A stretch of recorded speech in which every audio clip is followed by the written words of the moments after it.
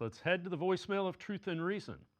What's up, Dave? Taylor from Columbus. I don't know what's happened to our special teams or what's going on with big boy Bubba Ventrone, because when he was the coach special teams coordinator, I think he had the number one ranked special teams in all of the NFL, but it's just been a downward spiral ever since he was hired by the Browns. And I wanted to know, do you think if coaching changes are made, do you think he's someone that the Browns would let go and look into replace?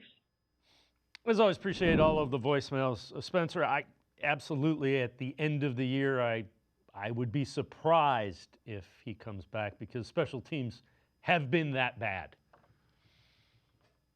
Yeah, and I talked about this on my second episode I drop on Monday here that hasn't quite gone up yet, so you'll get a little tease, I guess, of what I talked about. But yeah, I think, like, I keep going back and forth on whether or not I believe this regime could be fired at the end of the season. Like it kind of it's fluctuated throughout the season between like 60-40 one way and then like 55-45 and then like 50-50.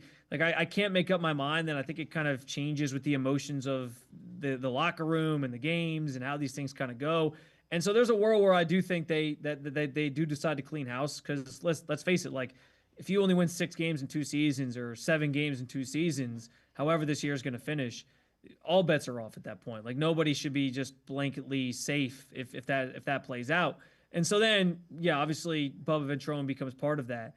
But I think at this point I'm willing to almost guarantee that, like, if those changes aren't made, if they don't clean house altogether, I feel comfortable in saying I think a special teams coordinator change is probably coming. Those units have just been too inconsistent, and it stinks because I think Bubba Ventrone is a great person.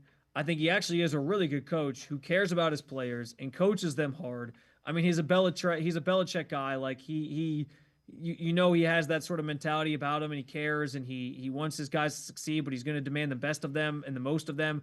It just has not come together on the field. And when the issues persist, like it felt like they had turned a corner. What's crazy is week 1, we talked so much about, do they need to cut their kicker and find a new kicker? And Andre Schmidt has been as consistent as ever since week 1. Like, they fixed one major problem, but then it's been everything else since then. It's been the kickoff return unit, the punt return unit, guys not knowing just fundamental things like you can't toe tap along the sideline when you're going out of bounds at the 5 if you want to get an out of bounds kickoff. Like, you got to stand with 1 foot on the line. Like, it's just the fundamental things. A muff punt, like those things happen, but it's another one that just kind of gets added into when you've had so many other issues, it's just like a cherry on top of it all.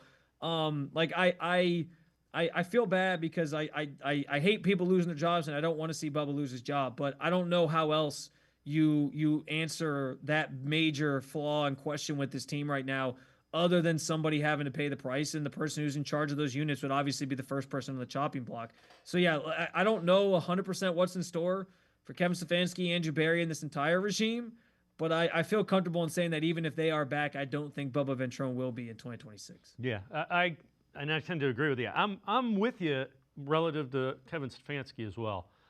I certainly understand you got to win football games. He's not winning football games, compounded by the fact that he's an offensive coach, and this offense has struggled mightily. So I think the guy's not a bad coach, and I know there's a segment of the fan base right now that's ready to throw whatever they're viewing me saying.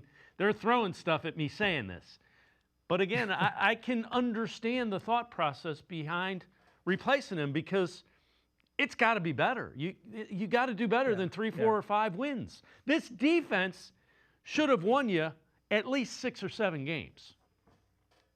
Yeah, with average offense, right? Like that's kind of the thought process. If you had an average offense, and it's part of the reason why I thought like maybe the Browns could exceed that Vegas number at the beginning of the season. I think it was like 4.5, and then maybe like 5.5. Like I was like, I could see them maybe getting to 6 wins with this defense if the offense is just average. And I kind of bought into the idea. Maybe I was blinded by Joe Flacco balling out at training camp that I thought maybe they could do that, and then it all obviously fell apart once the game started. But like I think that's maybe the most egregious thing against Kevin Stefanski, is that your offense has gotten worse in the 6 years since you've been here. Like your best years of this offense existing and performing at a higher level are behind you, and that's after you apparently whatever role he played in the Deshaun Watson decision, like that's after you apparently got the quarterback that everybody wanted in the organization and that you were going to build an offense for. You've now given up play calling twice, changed offensive coordinators multiple times. Like, and it's only gotten worse since then. So something's not right. And I'm with you, Dave. Like I believe, and the fans that tout this are probably correct. Like, if Kevin Stefanski got fired today, he would be at the top of the list for a number of teams that are looking for coaches to potentially hire him. I was talking to a guy. I was actually talking to the guy who hosts the Locked On Titans podcast the other day on Twitter or X about, like, you know, he was talking about Stefanski's gonna run circles around Mike McCoy next week in that Titans Browns game, and he's probably right because the Titans are a bad football team. And he was kind of making it sound like, you know, we'd love a coach like Kevin Stefanski here, and I understand that. But you also, like, if this thing has run its course, you can't just keep a guy around because everyone outside is telling you that it's the right move and because you're worried about where he goes and the success that he has. Maybe they'll decide that it hasn't run its course. Maybe they'll decide, as Jimmy Haslam has kind of alluded to already, that they were always going to give him and Andrew Berry time to sort of work this thing out. But, like, you can't live in your fears if you think it's just time and it's time to move on. When you win 6 or 7 games over the course of 2 seasons, you don't put yourself in a position where you're guaranteed anything. And that's the thing I keep going back to as I toil over this and try to figure out, like, where I think they'll lie when the season's over, is it's a results-based business.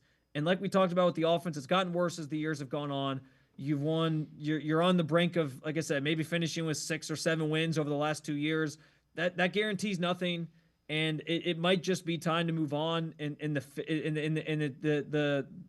Kevin Stefanski era may have just run its course here in Cleveland. Even if he might go somewhere else and have success elsewhere, it just might be time to try something different here because it's not working. And some of the decisions that were made while he was here, which he certainly has a hand in, or it's going to be on his resume. Those didn't work out, and that's how this era will always be defined. So it's unfortunate the way it went, but if that's the decision they make, I totally understand it.